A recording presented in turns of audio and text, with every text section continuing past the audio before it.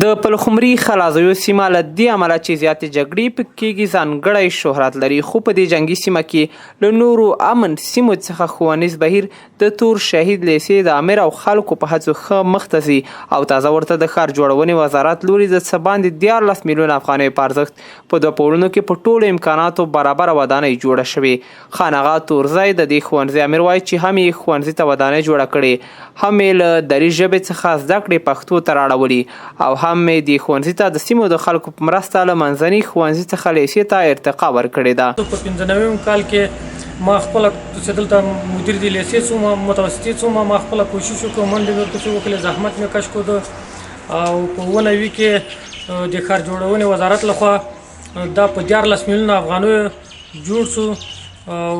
په 98 کال کې موږ ته تسلیم شو. زموږ همجواره مکتب چې د دري زبانو او دلته تر نهم منځني ښوونځي و نهمه پورې به دا په مکتب پښتو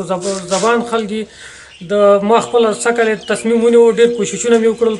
زحمت مې وکاږه، منډې مې وکړې تر وزارته پورې 2-3 دفعې لاړم چې دا مکتب لیسه کړم. دلته 18 قریې کلي چې موجود دي دا خلک پښتو زبانو نه شي کولی چې هلته دي نه هم نه خلاص چې هلته لاړ شي. په همدې حال کې د سیمې اوسېدونکي وایي وړاندې تر دې چې نصاب د ښوونځي کې په دري ژبه ودانۍ نه درلوده او ښوونځی تر 9 ټولګي و زیاتې ستونزې درلودې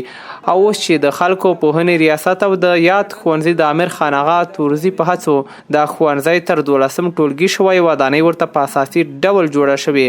او زده کړې هم ماشومان ته پښتو ژبه ورکول کیږي. له خان اغا تورزي او د پوهنې ریاست له مسؤلینو د سیمې خلک خوښ دي. دا مکتب پخوا تر متوسطه تر 9 صنف پورې ودانۍ هم ترې چندانې جوړه نه وه، خرابه وه، ماشومان ترې د خیمو لاندې کېناستل او د تورزي صاحب د هڅو له برکته چې امیر د مکتب ده دا مکتب نصاب چې پخوا دري اوس پښتو سه او بل تر د متوسطه تر په لیسه باندې تبدیله شوله چې ساختمان هم د تاسو څنګه به وینئ ساختمان هم جوړ شو. موږ دا مکتب ډېر خراب و او تر نهمه پورې و، دا موږ نفر به تله بل ځای ته به تله د درس په 12 حال بل ځای ته یې ویلی. زموږ مدیر ته خیر ویسي، منډې ډېرې وکړلې او کوشش یې وکړ، قوم ته خدمت وکړ، بس دا بېرته لیسه کړله. تعمیر دې مدیر صاحب خپل منډې کړې دي او جوړ کړی ده. د خلازیو د سیمې قومي مشران او خلک وایي چې ښوونځی، انټرنیټ کلب، ساینس کلب او نور اړین پوهنیز توکي په کافي اندازه لري، خو اندېښنه یې دا ده چې د جګړو له امله یې ښوونځی زیان ونه ویني. دوی د بغلان له امنیتي ځواکونو او طالبان څخه غواړي چې د نښتو پر مهال د تور شهید لیسې ته زیات پام وکړي.